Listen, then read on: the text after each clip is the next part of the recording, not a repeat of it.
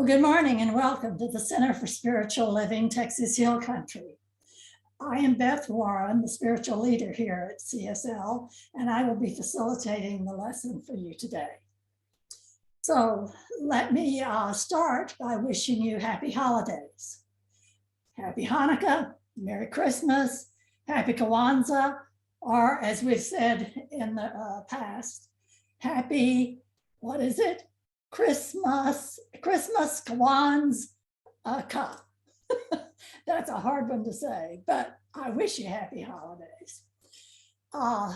Because we are not the only ones a little overwhelmed with all the options. In fact, a few weeks ago, a woman went to the post office to buy some stamps for her Christmas cards. And she said to the clerk, I'd like 50 Christmas stamps, please. And the clerk says, certainly, ma'am. In what denominations would you like? And the woman says, oh my gosh, has it really come to all of this? And she was just mortified at all of this. She said, well, give me 10 Catholic and 10 Methodist and 30 Baptist. Of course, that's not the denomination he was talking about, but I thought that was a cute joke I found. So this month here at CSL, we are celebrating the outer holidays of various traditions. But more importantly, we are celebrating the inner holiday, which is the birth of the cosmic Christ in all of us, as Diana's song stated and pointed out. And as I read last week, but I want to share it again today, when Ernest Holmes wrote in the Science of Mind textbook this quote, each partakes of the Christ nature to the degree that the Christ is revealed through him, and to that degree he becomes the Christ. And then Holmes goes on to tell us how to do that. We should turn to that living presence within, recognize it as the one and only power in the universe, and unify with it. Declare our word to be the presence, power, and activity of this one. We should speak the word with belief in its power, because the law is the servant of the Spirit. If we could stand aside and let this one perfect life flow through us, we could not help but heal people. And so this month we are celebrating what it means to live from this place of cosmic consciousness. And today we're going to look at some earthly symbols of the Christmas season that have cosmic meaning, more so than probably many of you may think. And we explored a few of these just a bit on the first Sunday of the month, but we'll look at them again a bit deeper today. So let's get started and jump right in. The first is the holiday wreath. Whether it's a wreath that hangs on your front door, or adorns a church's foyer, or serves as an Advent wreath on a coffee table, and whether it's made out of real tree branches or artificial branches or pine cones or aluminum foil or whatever. Whether it contains lights or bows or ornaments or candles or fruit, it maintains one consistent quality. And what is that quality? It's round, it's a circle. And the cosmic meaning of the symbol doesn't take a degree in rocket science to figure it out, does it? What the foundation of the Science of Mind, well, it is also the foundation of our Science of Mind teaching symbol, as you know. It's a circle. And what does the circle represent? Never ending, never beginning, allness, fullness, wholeness, eternity that is God. And that which encompasses everything, and that within which everything is contained, that from which everything is created. And this is a definition of God: a circle whose circumference is nowhere and whose center is everywhere. That's what the wreath represents, with one added dimension articulated beautifully by Joan Baroshenko in her writing, The Ways of the Mystic. In holy moments, we are aware that there is only one mind in the universe, a mind present in everything and everyone. We see beyond the illusion of separateness into the intricate web of life in which all things are expressions of a single whole. You can call this web God, the Tao, the Great Spirit, the infinite mystery, Mother or Father, but it can be known only as love. And Holmes, in the Science of Mind textbook, also wrote this: love is the sole impulse for creation. No one can swing out into the universe without love, for the whole universe is based on it. So the earthly symbol of the wreath represents the love of God, Great Spirit, infinite mystery, which is the unending eternal energy from which everything is created and which everything lives.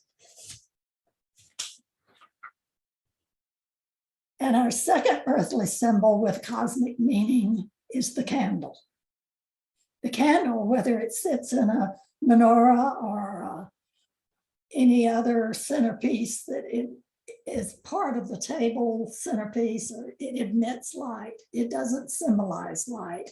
It is light. And so are you. Light in human form. The wick, which runs through the center of every candle, could be thought of as representing the spirit within you, the presence of God found at the center of your being. That is the same for each and every candle. Every candle must have a wick, or it isn't a candle. The wax of the candle represents our physical form. Candles come in many shapes, colors, sizes, and heights, as do we. And of course, the illuminated wick, which is the same regardless of the shape, size, or color of the candle, represents the Christ light that we all are. And I really love this passage from Ernest Holmes in his writing on the light. Each of us should seek that beam of light within and follow it to the great light, the light that is in everything.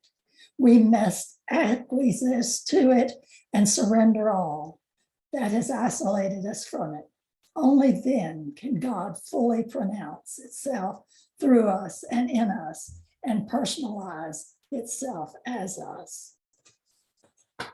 So every time you see a candle, let it remind you the spark of divinity that is within you.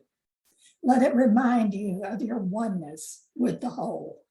And let it remind you that each and every one of us is the light of the Christ, the God. You are the light.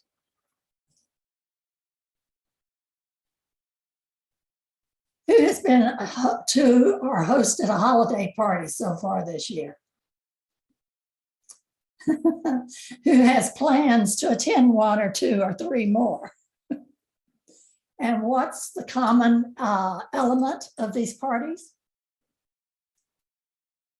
The buffet table, of course, the food. An abundance of great food in great variety, from sweet to salty, from substantial to pure fluff. So that's what our third earthly symbol with a cosmic meaning this morning.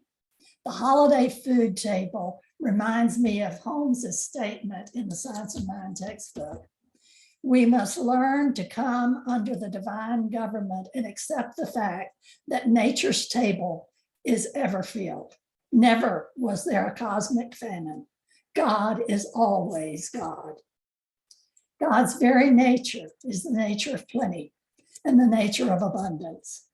And so rather than having the buffet table in front of you represent extra calories and fat, temptation to be avoided? Or how about if it represents for us the absolute abundance and variety in the universe that is always available to us, that is under our noses all the time, and all we must do is choose? Now, I'm not advocating diving in with reckless abandon to the buffet table unless you're prepared to reap the consequences of that, but to look at it differently as a symbol of the plenty that is always available. The gifts are the next symbol.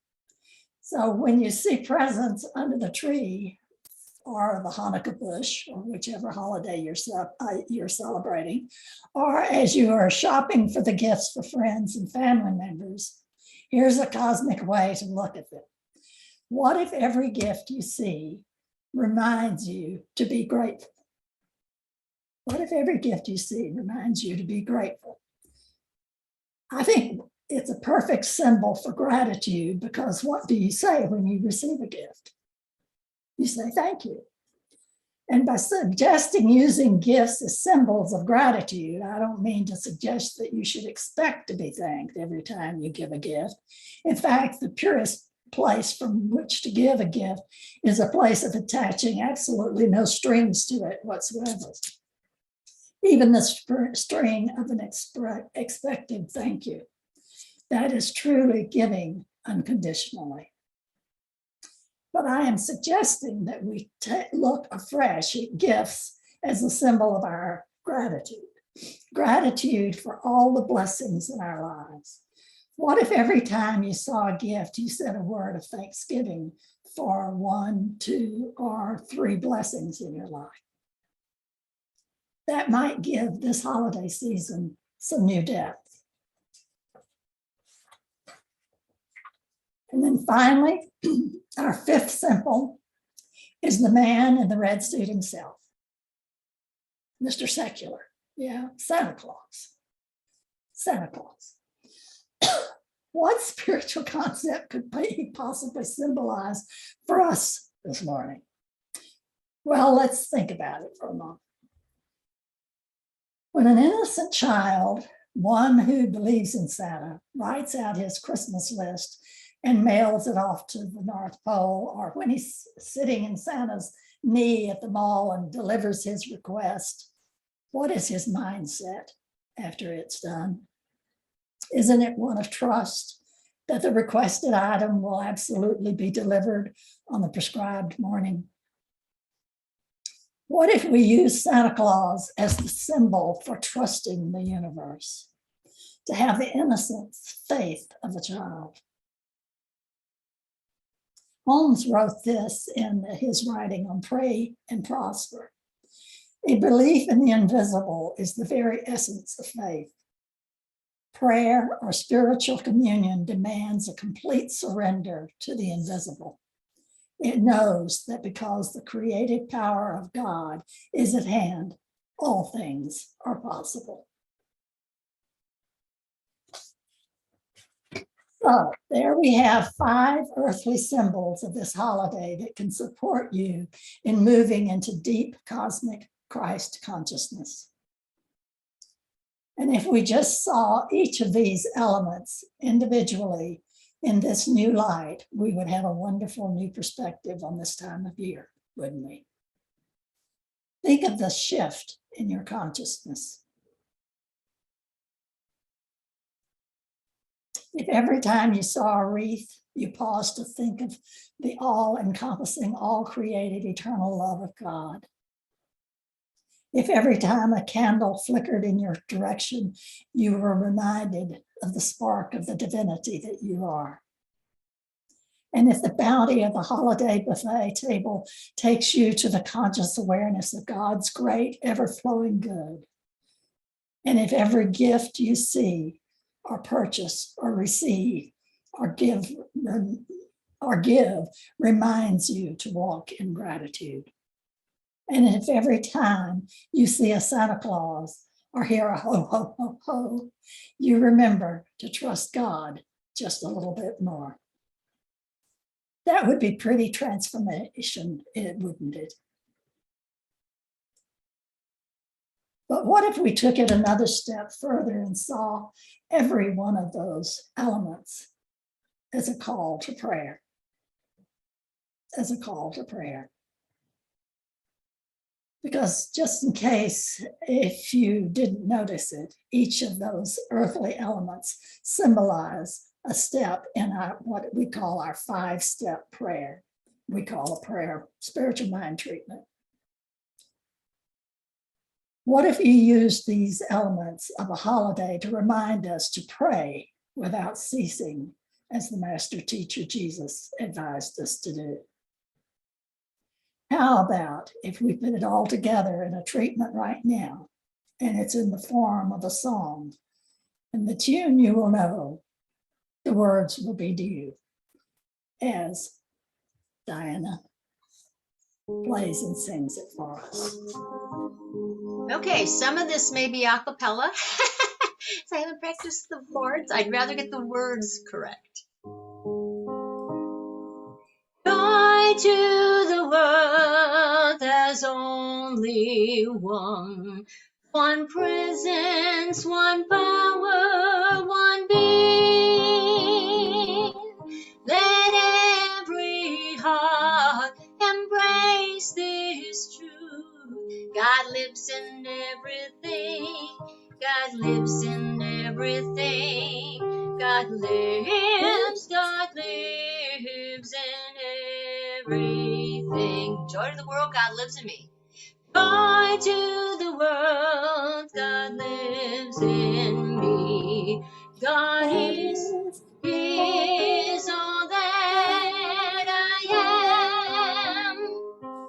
The glory of God's limitless love reveals of Christ in me.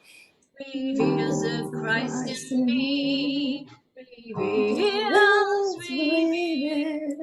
of Christ in me. God is the source of endless good. I conceive, believe, and achieve, and as I sow, so shall I reap. The wonders of God's love, the wonders of God's love, the wonders of God's love. Thanks be to God for all my good and good on earth. I'll get it. For now we live as one, united by God's love.